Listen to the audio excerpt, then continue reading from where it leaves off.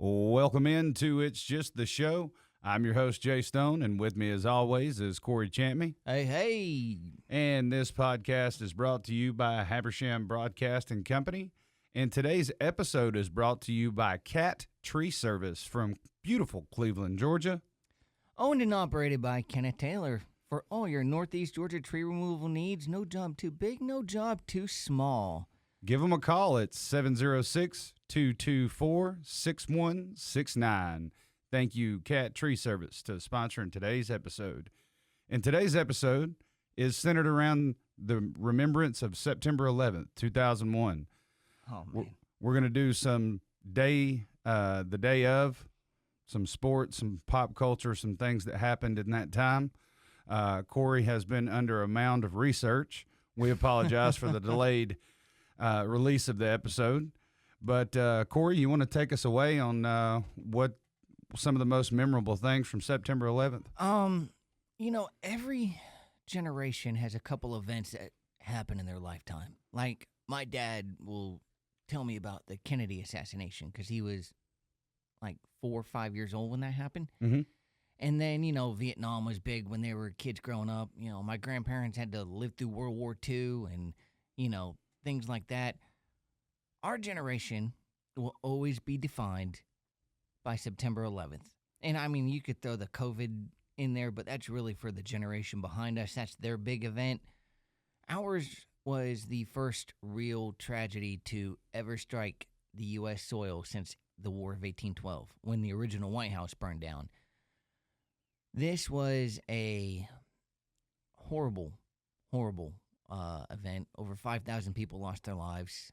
And to put it in perspective, we've always you've flown on planes. I've flown on planes. Oh, yeah. Those things are nothing but metal tubes with a bunch of jet fuel in them. Right. That are ready, ticking time bombs. They found a weakness in our system, and they exploited it.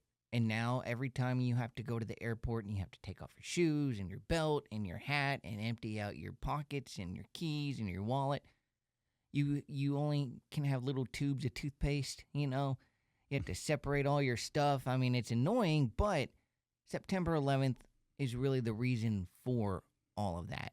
All the extra precautionary things we have to go through are all worth it. It's a pain in the rear end, but I remember when I was a kid, people smoking on planes still. It's crazy. But let's put it in perspective. Let's go back to Tuesday, September 11th, 2001. Do you remember where you were? I do. I'll never forget. I was in the 6th grade, but I didn't go to school that day because I was sick. Oh, I was so sick. I had strep throat, and both my parents were off work that day. They may correct me, but they were home that morning and late into the lunch hours. And I can remember my stepdad was a deputy in White County, and he just kept ironing uniforms. And I was like, how many does this man have? We're trying to be cheeky about it, but it was like, all the different shades of brown pants and the short sleeve shirts and the long sleeve shirts. And eventually there was a time where he started getting ready for work. And I was like, where are you going? He's like, I just feel like I need to go into work today. And about the time he finished getting ready and putting his boots on, which he also shined several times, his phone rang and they were calling him into work. And I can just remember not understanding really the significance. I was 11, and listening to, overhearing my parents talk about it and the weight of the situation and seeing things like that live real time on TV was just kind of shocking. Yeah. And it's incredible what the country did to pull itself up by the bootstraps and bring itself together. I hate that it takes a tragedy like that to bring a country together. I was going to touch on that a little bit later on, but I remember I was 15. I was not 16 yet. My birthday is in October, so I was 15. It was 10th grade. I was in my world history class, and every I think it was like every Tuesday and Thursday we had to do current events. So they would turn on the TV and we'd have to watch the news and write a paragraph about whatever the current event was. Sure. The first plane had already hit one of the towers. And we thought maybe, well, planes have hit buildings in New York City before, little commuter planes and stuff like that. That's what we thought it was. But then I remember the news had it perfectly. They had the shot of the tower, and one was smoking, and then you just see out of the corner just this other plane come and hit, and the explosion going out of the side of the building, and then the fear set in. Dude, we're under attack. Right. And I think I told you this earlier today. It went from fear to everybody going, "Oh my gosh, what happened?" to just complete silence. It was like an eerie silence. Nobody knew what to expect. Nobody knew what was going to happen. They didn't know if this was, if all the planes in the sky were going to start, honing in on different things. But it was a scary, scary thing. And to not know was the scariest thing. Not knowing what was going on, what was happening, things along that line. So there were 4 planes involved. There was the 2 that hit the World Trade Center, American Airlines Flight 11, United Airlines 175. The Pentagon was hit by American Airlines Flight 77. And the one where the passengers overtook the plane and the terrorists freaked out and crashed into a field in Pennsylvania. Yes, sir. That one's famous because there was a movie made about it, United 93. That one they believe was either heading to the Capitol or the White House. The death toll was 2,996. I think I said 5,000. I overestimated. If you include the 19 Al-Qaeda terrorists, it's 2,000. Yeah, it's 2,996. So that's including the 19 Al-Qaeda terrorists. Over 25,000 people injured. There's still people dying from cancer today from breathing all the ash and smoke. So it was an attack by Al-Qaeda led by Osama bin Laden, and he did end up getting his. He said that he hated America. He said this was, it was important to hit the economy of the United States, which was the base of its military power. If the economy is hit, they will become reoccupied. He thought that if they could attack the World Trade Centers, which, a lot of financial businesses did business in the World Trade Centers, that they could be, it would cripple America. Boy, was he wrong. Yeah. America. I just want to mention that every time America is attacked, and we're not going political in any way, shape, or form. We're not even going to mention conspiracy theories or whatever, because there's so many of them out there. Every time the United States is attacked, you just tick us off. And it doesn't do anything for you. If you don't believe us, ask Japan when they bombed Pearl Harbor. They brought us into the war. We were fighting a 2-front war, but they ended up getting theirs. Ask Osama. Well, you can't ask Osama bin Laden. No, he's at the bottom of the ocean. But here's the timeline, okay? 5:45 a.m., and I'm going to butcher some of these names because they're Middle Eastern names. Muhammad Atta and Abdul Aziz Al-Amari, 2 of the intended hijackers, passed through security at the Portland International Jetport in Maine.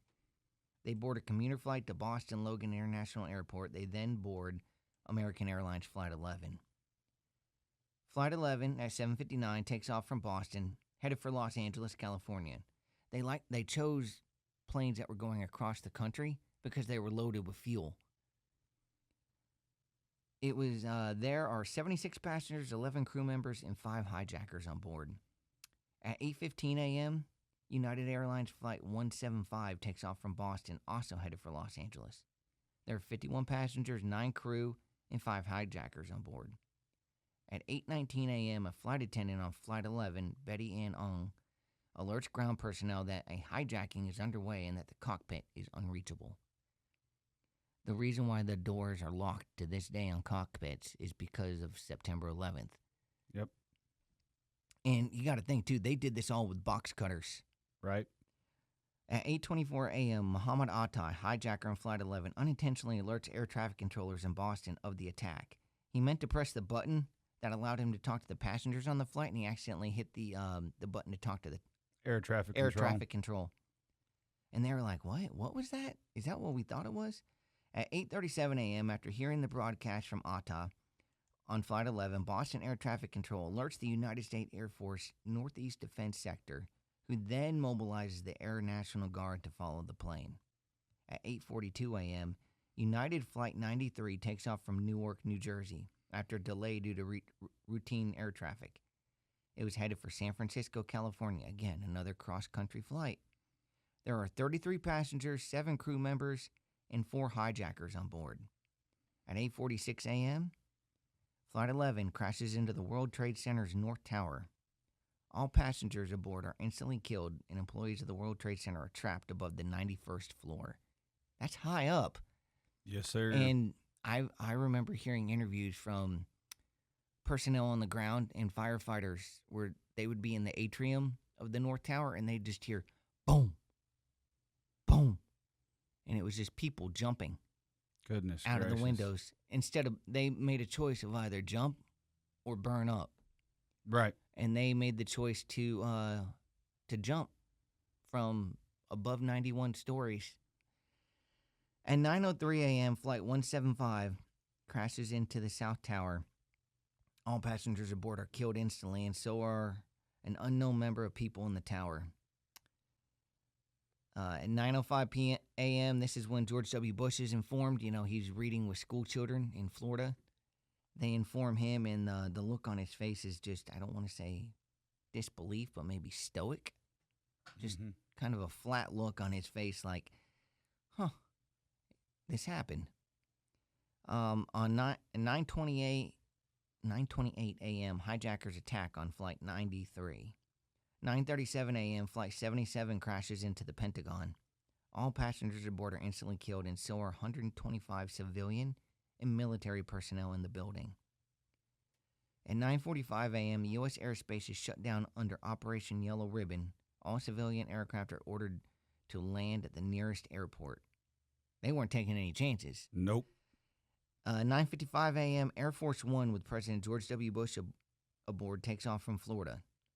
And at 9:57 a.m., passengers aboard Flight 93 begin to run up toward the cockpit. Jara, the pilot, begins to roll the plane back and forth in an attempt to destabilize the revolt. These people on Flight 93, they were using the old phones where you had to swipe your credit card, and they were talking to people on the ground, and they said, you need to do whatever you can to take over that plane because 2 have already flown into the World Trade Centers and 1 has flown into the Pentagon, and these people weren't having it. Yep. To me, these people, and let's give kudos to the firemen and the policemen and the New York Port Authority, all those people that came to the rescue and saved people's lives in the towers. These people on Flight 93, who knows how many lives they saved for their own by taking over this plane. You know what they did?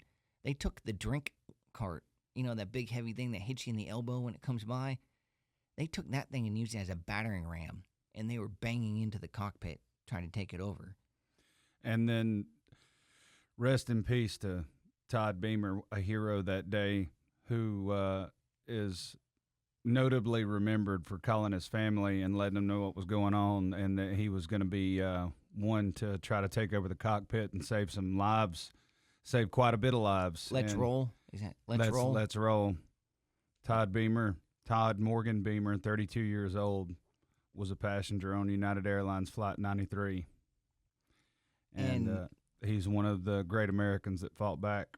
And at 10:02 a.m., Flight 93 plows into an empty field in Shanksville, Pennsylvania. Although its ultimate target is unknown, it was likely headed for either the White House or the U.S. Capitol. And then at 9:28 a.m., the North Tower collapses. And then not long after that, the South Tower, at 5:30 p.m., Building 7 of the World Trade Center collapses. before that, the South Tower collapsed. When those things went down, it was surreal. And like I said, we're not here to talk about conspiracy theories. We're here to talk about those people that deserve to be recognized. Because I think in the midst of all the conspiracy theories, what gets lost is guys like Todd Beamer, guys like, the firemen. I can't say enough about them. Right. The policemen, First responders. who instead of running away from the scene, they're running to the scene. And they're running into danger, risking their lives. And a lot of them, it cost them their lives. And look, being from Massachusetts, New York is not my favorite city. But this wasn't an attack on a city. I mean, it was, but it was an attack on a country. It was an attack on a way of life, on the way that we live, because cowardly people were just that. They were cowards, and they were jealous of the way that we lived our lives and the freedoms that we enjoyed. And they tried to take it away from us. And they had to kill 2,000 people to do it, to get our attention. Oh, they got our attention, all right. They got our attention, but you know what? It's like you said. This was the first time in my life I could remember where people would gather together despite race or religious beliefs or, color of skin, what their preference was or what they identified as, if that was even a thing back then. It didn't matter. Everybody that day was an American. And the best way that we can memorialize those lost on that day is to continue to be those people we were the day after on September the 12th. The Americans that we were, with everybody left standing and everything you just said, the way we came together that day, the best way that we can memorialize those lost and what happened that day is to be the Americans we were on September 12th, 2001.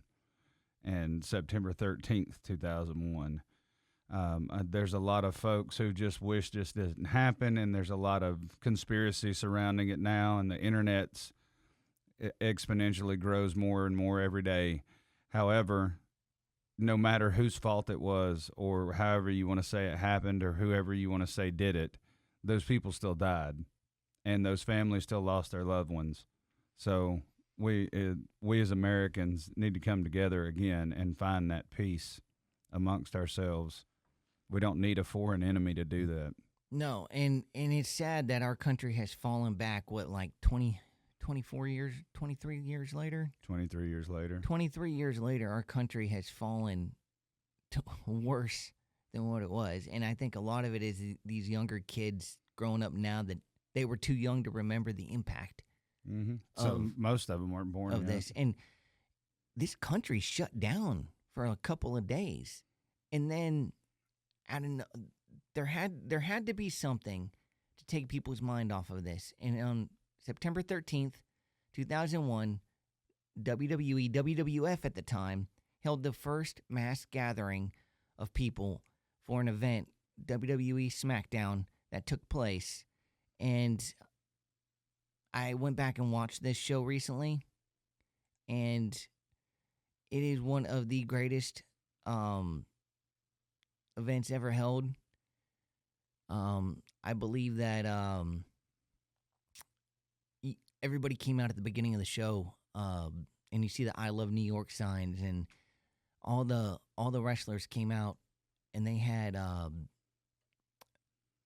their shirts on, and man. And at that time, they weren't professional wrestlers. They weren't entertainers. They weren't larger-than-life characters. They were Americans just like we were. And I think Vince McMahon did a great job that night talking to America. Tonight, the spirit of America lives here in Houston, Texas.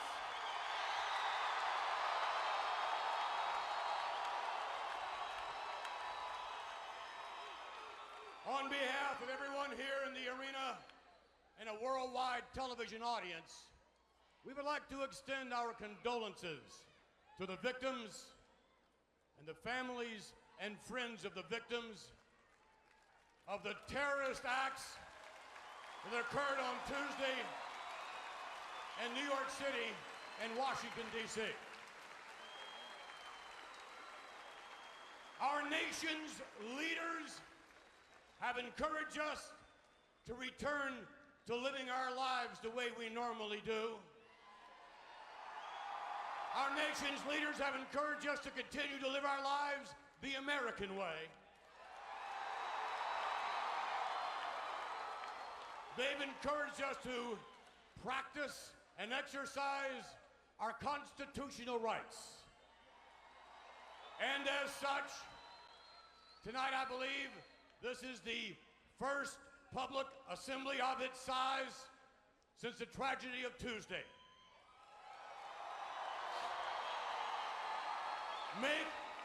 Make no mistake about what, and make no mistake about the message this public assembly is sending to terrorism tonight.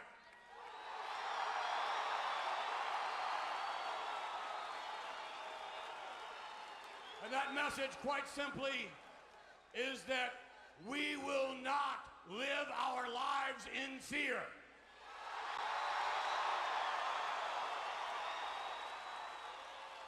The citizens of Houston are not afraid. The citizens of Texas are indeed not afraid. And by God, the citizens of the United States are not afraid.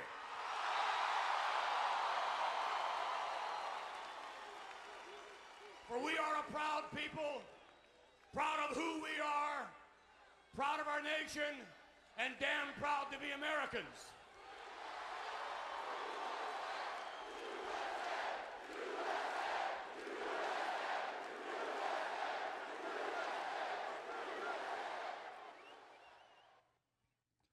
That's some beautiful stuff, I tell you. I mean, you can. Yeah, I know Vince McMahon's surrounded in controversy right now, but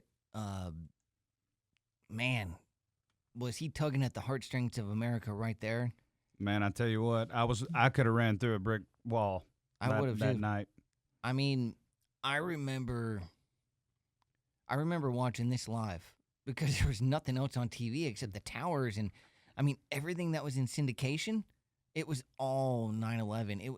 We needed this. Replay after replay. Now, the show itself wasn't that great. It was kind of a dud in the way of like entertainment, but it was something that we needed. It brought us all together that night for sure. Major League Baseball would continue the next week, but the Mets had to switch out their home series against the Pirates and play it in Pittsburgh, obviously because New York was kind of in disarray, and so did the Yankees. And then in September, what was it like? September 21st. 21st. It was the first home game back in New York, and it breaks my heart. You know, the Braves and the Mets, and they're in a back and forth game, and I think the Braves have a 2-1 lead, and then Mike Piazza comes up, and whether you're a Braves fan, Red Sox fan, Yankees fan, whatever, this is a great moment, and this is what New York really needed when Mike Piazza stepped up to the plate against Steve Karsay of the Atlanta Braves, down 2-1.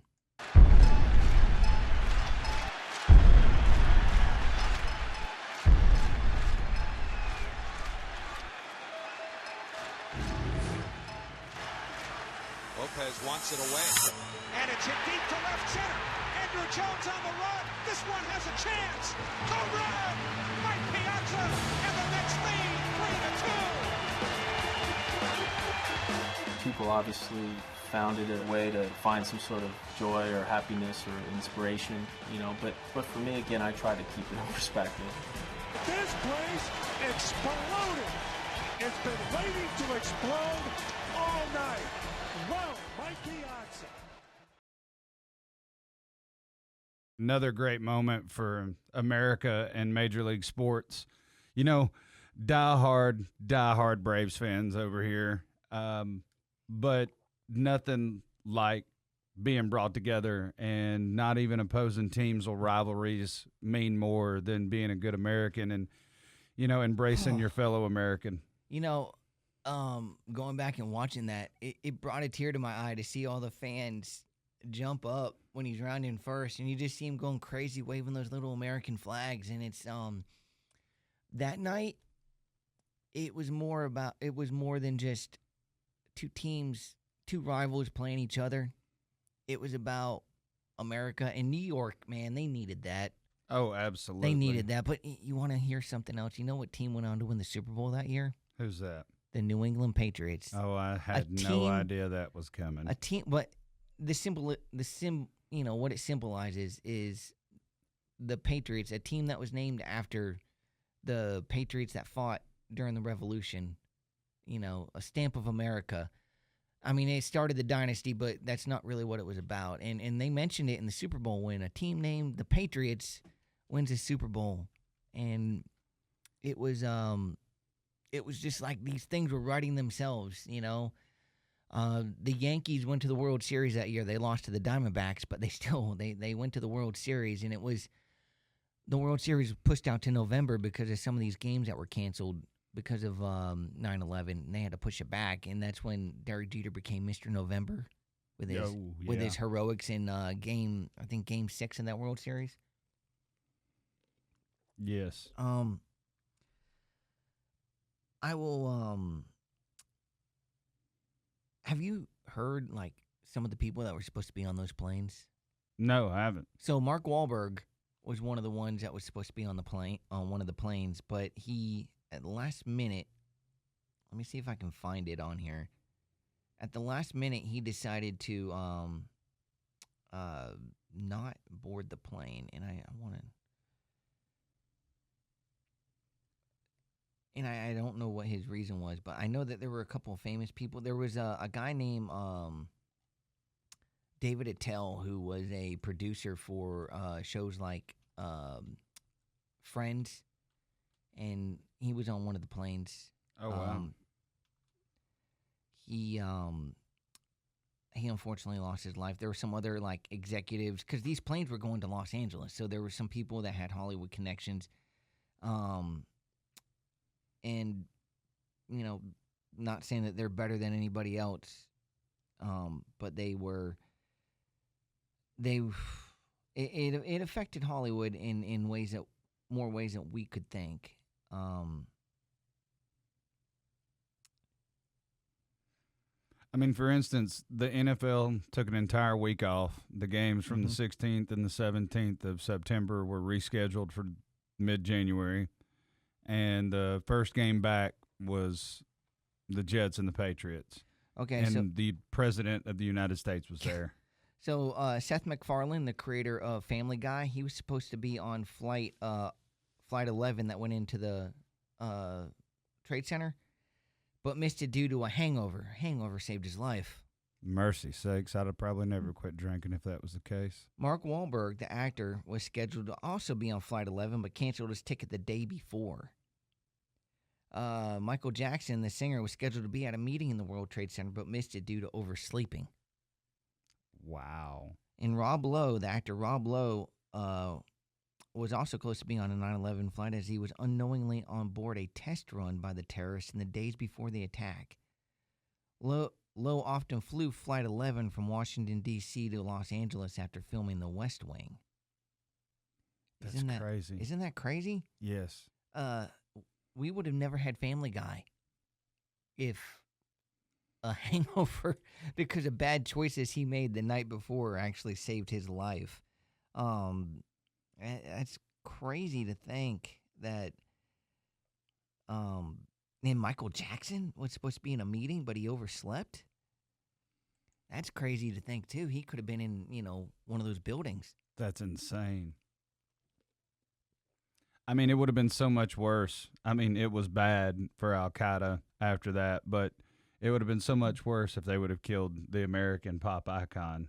And, you want to hear another WWE connection to this? Of course. If you could find it. When Osama bin Laden was killed, there were a couple things going on. There was a Philadelphia Phillies game going on, and the broadcasters made the announcement of the death of Osama bin Laden. And in WWE, John Cena, at the end of a Raw, I think, he stands up and announces that we killed Osama bin Laden. And it was powerful. SEALs seemed 6. They went in there. They weren't taking any prisoners. They were going in there shoot to kill. When we finally found him, we weren't messing around. And I've seen interviews with people, and the interviews with the guy who shot him, he said that, he just put his hands up and just pat, pat. That was it. He was done.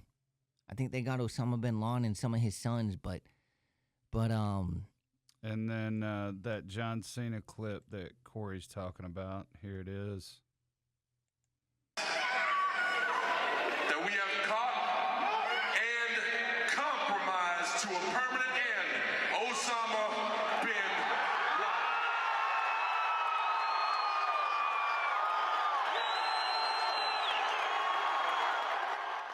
And you can hear the crowd absolutely erupt, and that was probably every household in America when we got that news. And the Phillies game was going on at the time, and ESPN did a documentary on it not too long ago. It was just a regular, normal, nothing happening baseball game. And then all of a sudden they said fans started cheering USA, USA. And the broadcasters didn't know what was going on, but because people had their cell phones and stuff like that out, they were finding out before the broadcasters did. And then finally, when they made the announcement and everything, they said, now we know why the people are cheering USA, USA, USA. Man, it still gives me goosebumps thinking about it. And John Cena, though, he said, compromise to a permanent end. How professional. Yeah. So it was Phillies and Mets. Has been killed. And President Obama is about to address the United States audience and give an update on what the situation is. Boy, news travels fast, even in the ballpark. People are on their phones. Now the pitch, and it's line foul into the seats down the third base line. 1 ball, 1 strike. And I'll tell you what's going on. The crowd is chanting USA. And the reason for that is that there are reports circulating. I am not sure if they've yet been confirmed by the White House that Osama bin Laden is dead. How that's happened, we don't know. But this crowd now knows it. It's amazing how things seem so important for the moment, like they did when Ryan Howard batted with the bases loaded. And then if it's true that Osama bin Laden has been captured, killed, or whatever, it just takes you back to that awful, awful day. And you wonder why you get so upset or worked up over a baseball game. Exactly. You start wondering why you let a football game or a baseball game get under your skin. Man, that gave me chills just hearing them USA, USA, right? USA. And it was, and then it shows people pulling out their cell phones and just like, pointing to it, showing people that. First generation iPhones. And, there's people with Motorola Razors reading text messages. But, you know what I would like to do? I'd like to just take a moment for everybody. Everybody remembers where they were on that day. Maybe hug your wife a little harder tonight. Hold your kids a little closer. Because you don't know when your last moment's going to be. These people are just getting on an airplane or they're going to work. And it was a Tuesday morning. They never expected that their life was going to end. They were just in their routine, doing what they did every day. And these people, they had spouses, husbands and wives. They had brothers and sisters. They had mom and dads. They had children at home. And a lot of these people never got to see their loved ones again. So maybe next time think twice before you tell somebody, I'll just see them next time. Or, hey, I can't talk right now. I'll have to call you tomorrow. And you know what? Here's a message for you. Because someone might be a little different or might live a different lifestyle or might talk different or act different or maybe different, maybe instead of ridiculing and bringing that person down, maybe we should care about everybody again. You know, we have people that want to make this country great again. I'm all for making this country great. The only way we're going to do it is if we stand together, united. We are the United States of America, but yet we feel so divided. We look divided. We smell divided. Yeah, and you know what? The one thing this show does, it's just the show. We like to bring people together through sports. You know, a tragedy brought our country together. Well, maybe we can unite together under sports. Sports can bring us together. It can tear us apart, but it can bring us together. But what I want you to love everybody, because a world full of hate is not a world I want to live in. Man, and you know, I wasn't going to bring this up because I don't like to toot my own horn, but September 11th is a big deal. But for me personally, September 12th is an even bigger deal. I know you know this, Jay. 15 years since I've given up alcohol, given up my addictions and my vices. Congratulations, my friend. Oh, thank you. And nothing can tear you down worse than an addiction and people constantly telling you you're not good enough and you can't do this or you'll never amount to anything. Man, don't listen to any of that. You are worth it. You are, you know, there's someone out there that loves you and cares about you. You might not think that, but there really is. And this is Suicide Prevention Month. And just know that, you know, if you're feeling down, you're feeling blue, man, listen to our show. Because we love you, you know. It's just as easy to love somebody as it is to hate them. Exactly. And you're a reflection of what you put out into the world. So if you're perpetually hating on folks, then you're going to live a dark and gloomy, lonely life. And we have fun on this show, and we will probably make fun of some people or whatever, but it's all lighthearted. I never want to attack anybody for what they believe in or how they live their life or any, because you know what? That's none of my business. You do you, buddy. I can remember being a kid and like the old folks getting together one evening a week and playing cards and whatever. Even hearing the old ladies chatter in the kitchen and the old men at the table playing cards and discussing and arguing politics and sports and everything else. But when dinner came to the table, everybody shut up and they ate. And afterwards, they hugged and shook hands and high-fived and told each other they loved each other and we'll see you next week. But for whatever reason, nowadays, you think just because somebody doesn't like Nike or somebody knows some more about a particular product and they don't like it the way it's sourced and where the raw materials come from and this other person wears it, so you're not going to talk to them because, well, they're oblivious or really that you don't know. They have no other option. They may have gotten that at the Goodwill. So how about stop judging folks at all, and especially at face value? But it's just as easy to love somebody and show appreciation and grace and gratitude to folks as it is to hate. So turn your own life around. Love yourself today. And you know, smiling at somebody will it actually will make you not only make their day better, make your day better too. And it doesn't matter if it's lit or not, or if you're being mid, brah. I think all of those words are now considered vintage to Gen A, Gen Alpha. So Gen Z, what's it like to feel old, buddies? I mean, what did we have? What was our word? We used proper English most of the time. I mean, I know we say dude a lot, and that's a word. Yeah. And it means what we used it to dude. mean. Dude. Dude. He's a dude, she's a dude, we're all dudes. Where's my car, dude? But, I mean, let's just, you know, we're in this cancel culture, and we want to cancel everything that we don't agree with. But you know what? Just because you don't agree with it doesn't mean someone else doesn't agree with it. And we're in this culture where we want to tell people what's best for them. Man, let them go out and figure out what's best for them. Figure out who they are and how they're going to live their life, man. And if it doesn't affect you, then don't say anything about it. Just keep your mouth shut. Yeah. You know? If it's none of your business, keep it that way. Yeah, just keep it to yourself. You only got to defend those people that can't defend themselves. You know, that's exactly. The good book got a good bit to say about that, and you don't have to be religious to believe in good morals and values. So I mean, it's none of your business. Keep your nose out of it. That book isn't just about, and everybody knows what we're talking about. It's not just about religion and living your life. Man, it's good for morals too. If you read some of the stuff in there, it'll tell you how to be a good human being, regardless on how you believe. That's right. But let's remember 9/11. If we're gonna, I know this probably isn't our longest show, but you can only really cover so much without getting into the rabbit hole of conspiracy theories and who done it and what we think and how we feel.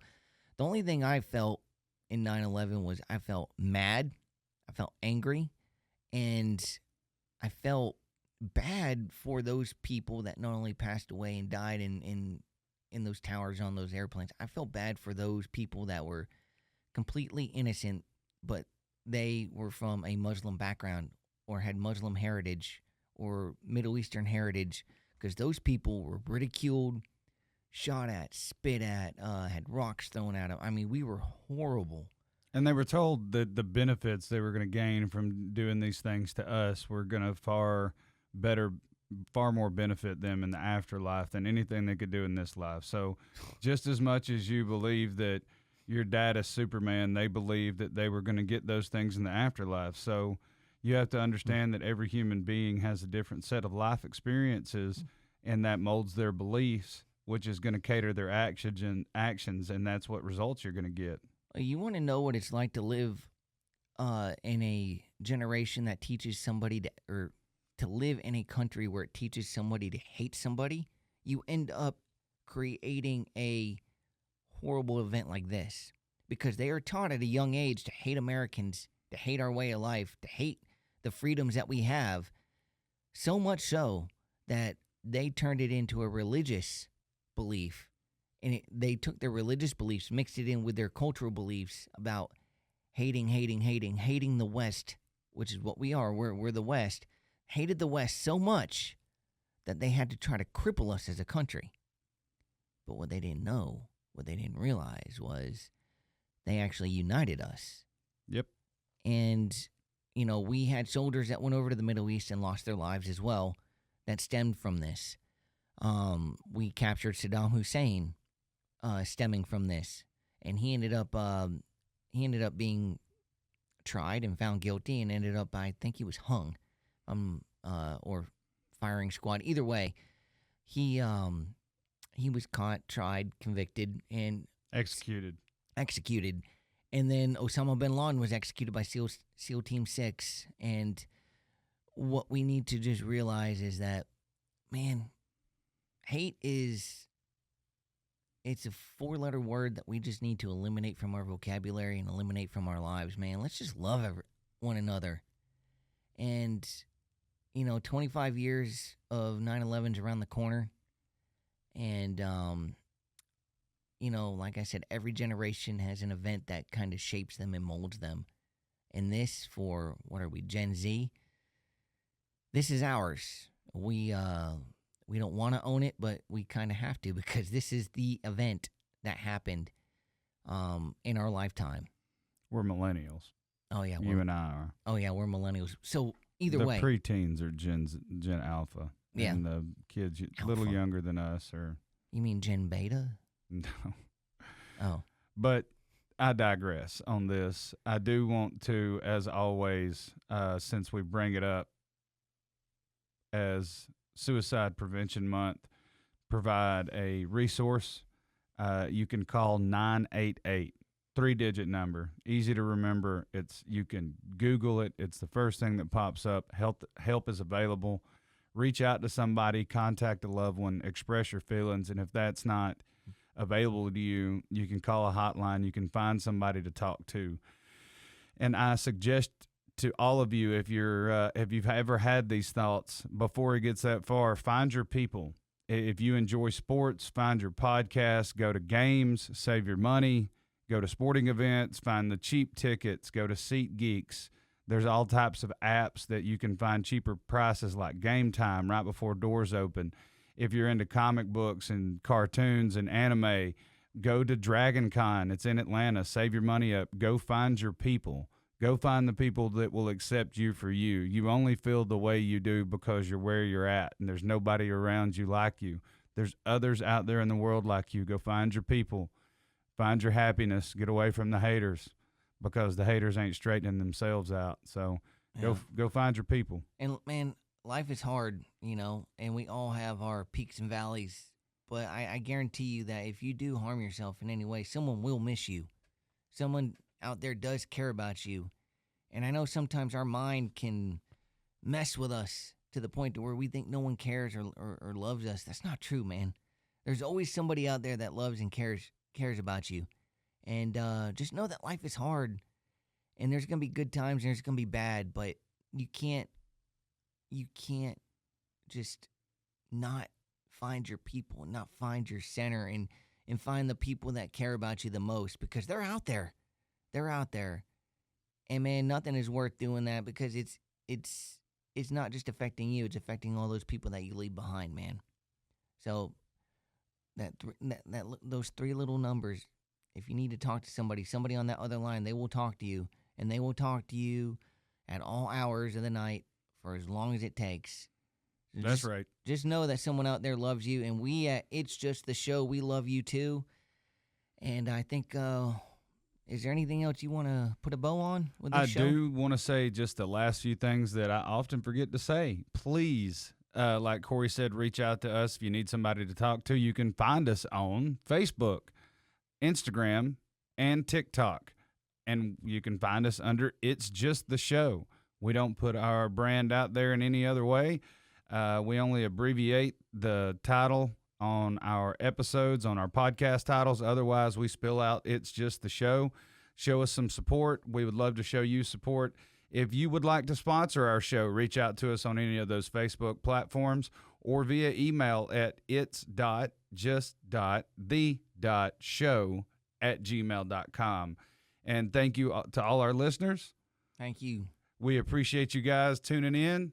And as always, it's not all about winning or losing. It is all about how you podcast it.